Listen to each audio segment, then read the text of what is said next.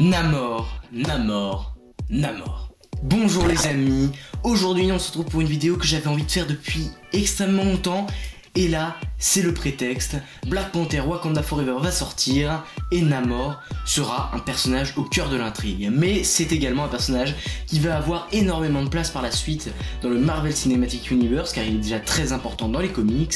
Aujourd'hui, on va parcourir son histoire, voir un peu ses pouvoirs et un peu où est-ce qu'il pourrait aller dans le MCU. Dans quel projet on pourrait le voir, etc. On va théoriser et ça va être génial. C'est parti pour tout savoir Marvel sur Namor.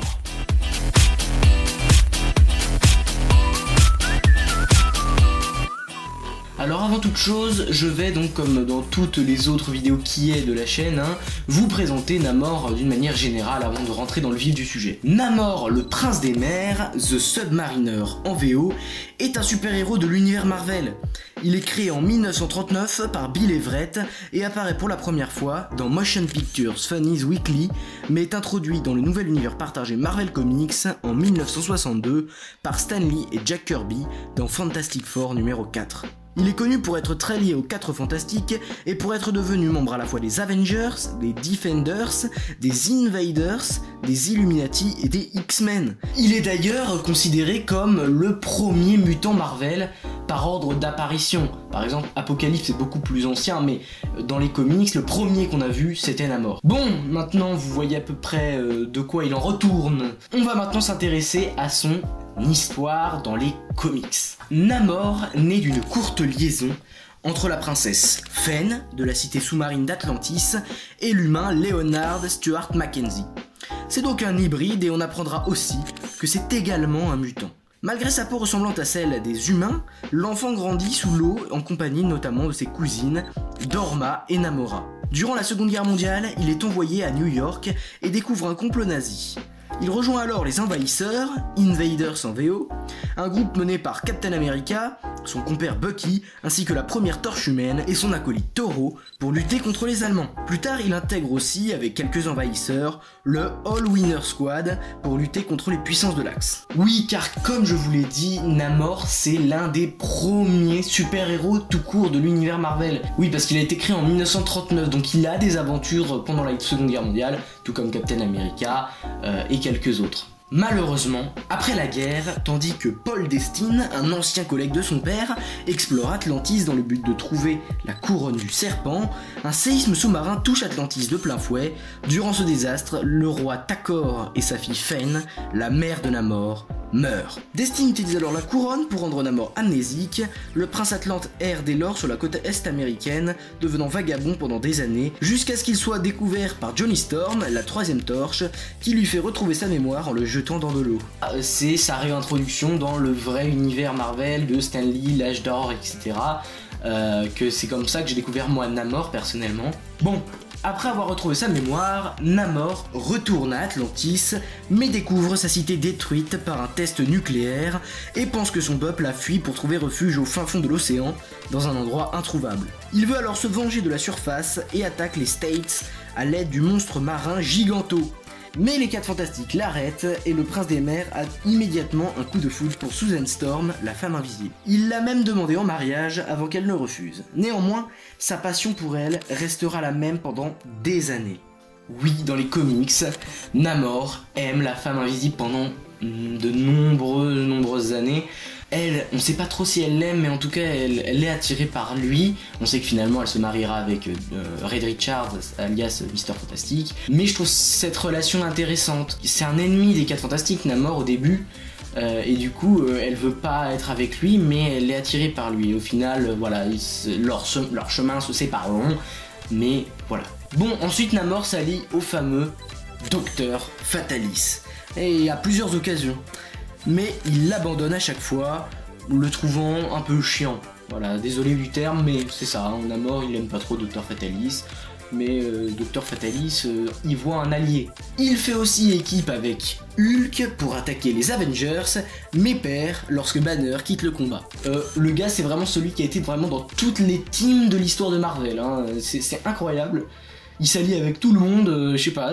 En déplacement au pôle Nord, il trouve le corps congelé de son ancien coéquipier Captain America, vénéré par une tribu inuit. Enragé, il jette le bloc de glace dans la mer, qui sera découvert par les Avengers. Ils proposeront à Namor de rejoindre leur rang, mais il refusera. Oui, parce qu'en fait dans les comics, alors Captain America est en fait découvert par les Avengers qui le retrouvent et il intègre immédiatement l'équipe. Et en fait c'est Namor qui avait jeté le bloc de glace dans la mer parce qu'il avait été retrouvé par des Inuits. Voilà. Ça m'étonnerait quand même que vous le saviez ça. Hein. Je vous ai appris un truc là. Hein. Et oui, parce qu'il a d'abord refusé d'intégrer les Avengers parce qu'on lui a proposé, mais il l'a intégré aussi par la suite un petit peu. Mais voilà, son histoire est très longue, un personnage qui est arrivé ici en 1939. Donc on va résumer très rapidement quelques petites étapes de sa vie, voilà, assez intéressantes qui pourraient nous aiguiller pour le Marvel Cinematic Universe. Bon, ensuite il retrouve son peuple et devient le roi. Il fonde les Defenders contre son gré, groupe avec Strange, Hulk et le Surfeur d'Argent. Il a refusé d'intégrer la confrérie des mauvais mutants de Magneto qui lui volera le trône brièvement. Il a notamment pris Matt Murdock comme avocat, a intégré brièvement les Avengers, s'est torté au Super Skrull, a fréquenté Iron Fist, combattu Wolverine, a été amnésique à nouveau, a fait partie des Illuminati, a participé à Secret Wars du côté de la Terre 1610 et de la cabale de Thanos, a été impliqué dans un conflit contre le Wakanda et a écarté des dizaines de révoltes menées par Attuma, qui a d'ailleurs provisoirement subtilisé le trône à un moment. Attuma, si vous voulez en savoir plus, j'ai fait une vidéo vraiment il y a genre 2 semaines et elle est hyper complète, vous pouvez donc tout savoir sur Attuma, le plus grand ennemi de Namor dans les comics, voilà. Et vous avez entendu, il y a effectivement un arc où Namor est contre le Wakanda, donc c'est entre guillemets comics accurate ce qu'on va voir dans Black Panther Wakanda Forever. Et en fait c'est un personnage qui a été lié à vraiment tous les personnages de Marvel Comics, dans les comics. Il a vraiment été lié à énormément de personnages, donc pratiquement tout le monde le connaît. Et il a fait partie de tous les groupes existants, ce qui en fait vraiment, je pense, le seul à vraiment avoir côtoyé l'ensemble de l'univers Marvel. Maintenant, passons à ses pouvoirs. Alors c'est assez spécial parce que Namor, donc il vit dans une cité sous-marine, voilà. Mais globalement, il n'a pas des pouvoirs extraordinaires, il a des pouvoirs assez basiques en fait. Bon, voilà, il peut respirer, voir sous l'eau, bon ça c'est comme tout le reste de son espèce, hein, parce que on l'a vu, Attuma, Dorma, etc., ils ont tous cette capacité-là, c'est logique. Bon voilà, il a une force, une vitesse, une agilité, des réflexes surhumains, bon ça c'est à peu près les caractéristiques d'un super-héros. La chose vraiment intéressante chez Namor, c'est qu'il peut voler grâce à des petites ailes qu'il a au pied. Et dans le Marvel Cinematic Universe, ça va quand même être vachement intéressant parce que c'est le premier réel personnage qui vole sans aide d'un objet, ni sans aide de technologie ou quoi. Il vole vraiment parce que c'est son physique qui lui permet. Et ça va être très intéressant. Et voilà, il peut contrôler mentalement des créatures marines. Il peut également à certains moments aussi prendre leurs capacités, leurs pouvoirs, etc. Donc voilà, c'est assez intéressant. Voilà, je pense qu'on a fait à peu près le tour de ses pouvoirs qui, voilà, ne sont pas fantastiques. Voilà, vous verrez souvent Namor dans les comics avec son célèbre trident de Poséidon, voilà, qui symbolise bien son pouvoir de roi, etc. Mais voilà, on a fait un peu le tour. Et enfin, on parle du MCU avec quelques petites théories, etc. que j'aimerais vous partager. Ça peut être intéressant. Alors, d'abord, on va le voir dans Black Panther Wakanda Forever, je vous apprends rien, il sera interprété par Tenoch Huerta. Et voilà, à mon avis, il va d'abord être présenté comme un antagoniste à Black Panther et au peuple du Wakanda, et au final, il deviendra allié, voilà, il deviendra du côté des gentils. Parce que dans les comics, en fait, c'est à la fois un méchant mais un gentil. En fait, c'est un gars qui n'a pas vraiment trouvé son camp. Lui, ce qui l'intéresse, c'est juste son pouvoir, Atlantis, etc. Voilà, donc je pense qu'il va passer du bon côté et finalement vaincre Attuma, qui sera le grand méchant. Je vous ramène à la même vidéo que je vous parle depuis tout à l'heure, que j'ai fait sur Attuma. Mais où est-ce qu'on pourrait le revoir après Black Panther? Alors déjà, je pense que c'est un personnage d'une ampleur suffisante pour en faire un projet solo. Alors une série sur Atlantis ou un film, ça peut être intéressant, mais honnêtement je pense que c'est pas la priorité de Marvel Studios. J'ai pas entendu de rumeurs à ce sujet.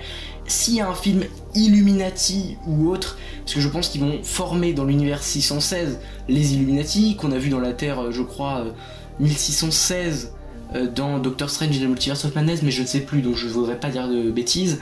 Mais il y aurait cette équipe des Illuminati avec Black Panther, Doctor Strange, Iron Man, etc. qu'on voit dans les comics, qui serait réadaptée dans le MCU, donc Namor en ferait partie. Donc il pourrait faire partie de ce projet-là, mais à mon avis, le film dans lequel on pourrait le revoir, c'est évidemment les 4 Fantastiques, parce que c'est vraiment un personnage qui est très très très lié aux 4 Fantastiques, c'est vraiment une très belle histoire qu'il y a entre les 4 Fantastiques et lui, la femme invisible et lui. C'est intéressant et j'espère qu'on le verra dans les 4 Fantastiques, tout comme Dr Fatalis. Il y a aussi des rumeurs comme quoi Dr Fatalis pourrait apparaître dans Black Panther Wakanda Forever, j'espère. Je vous ferai une vidéo sur Fatalis bientôt, bien sûr, dans la même série. Mais à part ça, bien sûr qu'il apparaîtra dans les Avengers. Je pense qu'il n'y a absolument aucun doute. En plus, ça apporterait une armée supplémentaire, celle d'Atlantis, au combat final ou à un gros combat. Par exemple, à Infinity War, c'était le combat du Wakanda. Là, pourquoi pas le combat d'Atlantis? Ça pourrait être très cool et j'ai hâte. Honnêtement, j'ai hâte. Voilà, alors je pense qu'on en a fini avec Namor. Voilà, vous savez tout sur ce personnage très complexe, qui a une histoire très longue dans les comics. J'ai pris vraiment son histoire dans la globalité, mais je sais que vous savez que c'est un de mes personnages préférés, parce que voilà, j'en avais fait le 8e personnage de mon top 10, il me semble, ou le 9e, je ne sais plus, que j'ai une vidéo, je vous renvoie à cette vidéo où j'ai fait le top 10 de mes meilleurs personnages dans les comics. J'espère que ça vous aura plu. Vous pouvez liker, vous abonner, me soutenir. On a dépassé les 600, mais c'est incroyable, on a dépassé les 600 abonnés, on va vraiment à une allure folle. Donc pour les 700, aidez-moi s'il vous plaît, on y arrive à la fin de l'année du coup, ce serait incroyable. Bon, prenez soin de vous et à la prochaine fois. Subscribers, rassemblement.